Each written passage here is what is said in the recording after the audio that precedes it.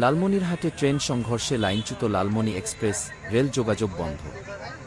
আপনারা দেখছেন সমাজের চিত্র টিভি সংবাদ। এমডি নজরুল ইসলামের ভিডিও তথ্যচিত্রে দেখুন বিস্তারিত।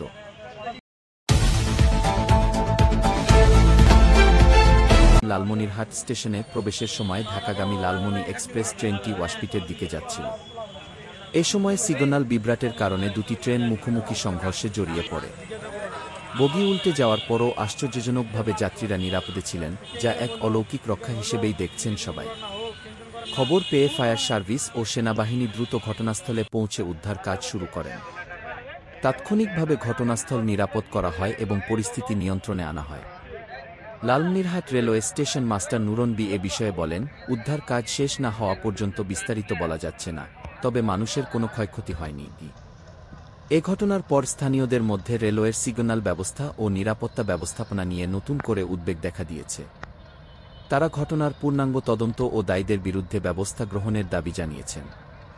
লালমনিরহাট রেলওয়ে থানার officer in charge OC Mamun Hasan বলেন, কী কারণে এমন দুর্ঘটনা ঘটেছে তা তদন্ত ছাড়া বলা সম্ভব নয়।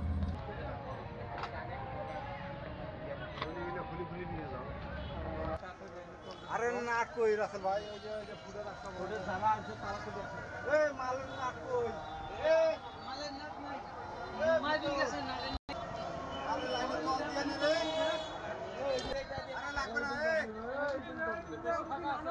আরে থাকে না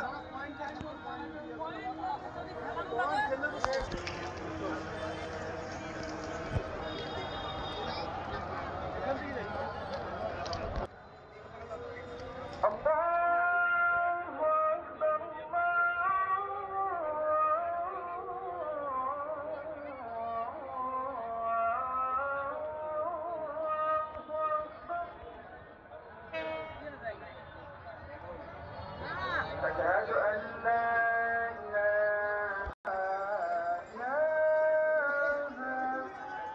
إلا الله।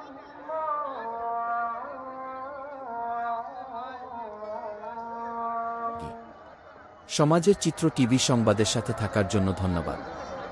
সবার আগের আপনার এলাকার সংবাদ পেতে আমাদের চ্যানেলটিকে সাবস্ক্রাইব, লাইক, ফলো দিয়ে সাথে থাকুন।